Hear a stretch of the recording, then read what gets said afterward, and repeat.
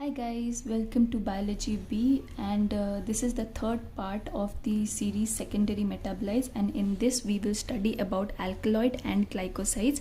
These both are very small topics, so that's why I have clubbed both of these topics together. So coming directly to the topic of alkaloids. So what are alkaloids? Alkaloids are nothing but nitrogen containing compounds, and they are alkaline in nature, and the examples of alkaloids are morphine, codeine, cocaine, atropine.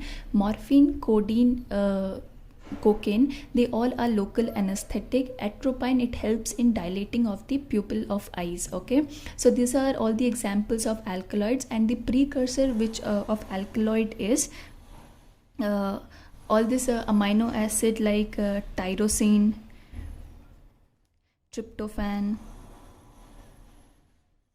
and lysine. Okay, I've already written about alkaloid over here. You can just note it down. Coming to the topic of glycosides, glycosides are nothing but a carbohydrate moiety attached to a non-carbohydrate moiety. I have mentioned it here, glycone, which is a carbohydrate moiety which is attached to an aglycan group. The aglycan group can be anything like terpenoid, flavonoid, which serves as the functional group. Now there are subclasses of glycosides. They are cardiac glycosides, cyanogenic glycosides, glucosinolates, and saponins. So first, coming to the cyanogenic glycosides, they are volatile poisons. So the subclasses of glycosides are cardiac glycosides, cyanogenic glycoside, glucosinolate, and saponin. So we'll study about cyanogenic glycosides. Cyanogenic glycosides are present in the form of hydrogen cyanide in plants.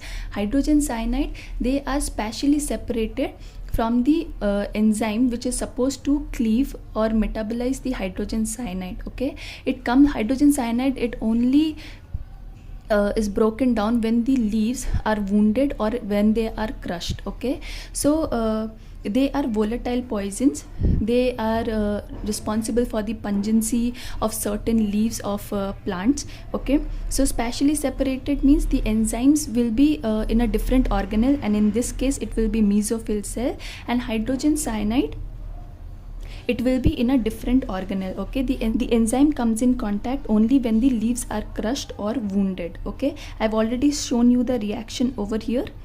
So this is the reaction, you can note it down. Now coming to the second class, it is the glucosinolate. Glucosinolate, it is found in radish, broccoli, and mustard. It is responsible for the pungent taste of all this broccoli and mustard, especially mustard. In mustard, a particular glucosinolate is found which is called as allyl isothiocyanate. Let me just write it. Allyl isothiocyanate, abbreviated as AITC. This allyl isothiocyanate, it is only activated when the mustard seeds are crushed and it comes in contact with the enzyme thioglucosidase. The enzyme that breaks it down is thioglucosidase. Okay, so this enzyme thioglucosidase, it breaks down the AITC, which is responsible for the pungency of mustard, and similarly glucosinolate, it is responsible for the pungent taste of radish and broccoli, and they all are volatile in nature. Okay, now coming to the third class, it is saponin. Saponin is it helps in prevention against fungal and microbial infection or attack. Okay, so this is all about glycosides. There are certain phytohormones also which is responsible for the plant stress and survival, and they are only activated when the plant undergoes stress. Okay, and help the plants in surviving. So the phytohormones which are responsible for the plant stress and survival, the first one is salicylic acid.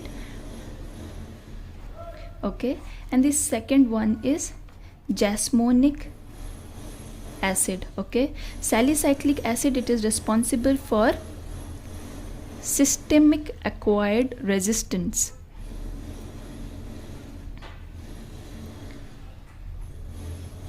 Also abbreviated as SAR. Okay, so what is systemic acquired resistance? This means that infection in one part of the plant will develop resistance in some other part of the plant. This is what you mean by systemic acquired resistance, and both of this are synthesized from the alpha linolenic acid. Okay, so this alpha linolenic acid serves as the precursor for both salicylic acid and jasmonic acid. Jasmonic acid, it is in its inactive form only. There's something, suppose a plant or a leaf is wounded, okay, so over here there's something called as procystamine. Okay, as soon as the is wounded or the leaf is wounded, the procystamine, it is cleaved into cysteamine. Okay, this cysteamine will further activate, it will go and bind to the plasma membrane receptor of plant leaves.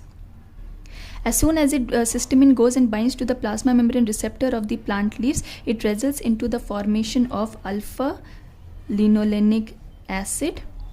And as soon as the alpha linolenic acid is synthesized, jasmonic acid is synthesized, which helps in developing of the resistance and prevent the plant in further, it does all the damage control. Okay, so these are the two phytohormones, salicylic acid and jasmonic acid, which apart from secondary metabolites help in plant stress and survival. Hope you like the video. Thank you so much for watching.